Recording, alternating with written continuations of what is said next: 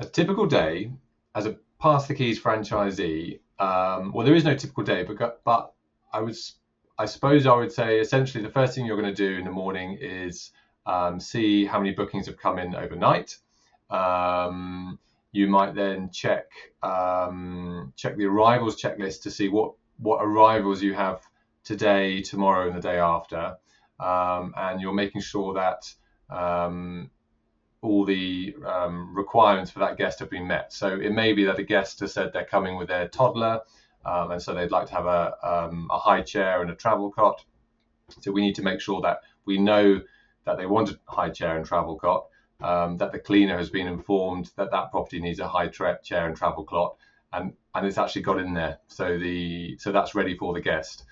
So we don't want any surprises. We don't want someone to turn up and there not be something that they need. That's probably the first thing that we'll do. There's a lot of admin, a lot of organizing. You have to like organizing if you want to be a franchisee. So they will be looking at making sure that all the cleaners have been assigned their jobs, that they all know what they're doing that day. You might have to go out to a property and give it a spot check because maybe it's been empty for a week, and maybe a spider's nest has appeared on the sitting room ceiling, and that needs sorting out before that guest arrives. There's a lot of sales, so leads come in throughout the week.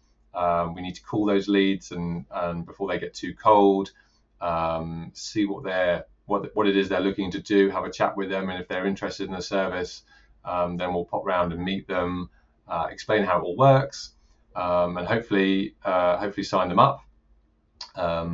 There might be a photography job that day for a new client that we've recently signed up. So you'll have to pop around with a photographer, take all the photographs, make sure it's all looking great, make sure the beds have all been made beautifully.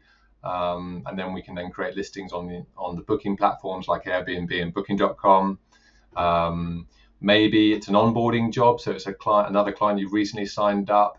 You've got to go around and make sure we know how their boiler and thermostat and where the stopcock is, how it all works, what the Wi-Fi code is, and we then use that information to help us create the client documents, the guest documents for when guests arrive.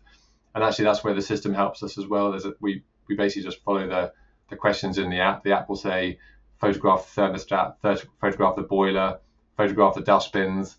So we'll just do that, and those photographs then form part of the client checklist and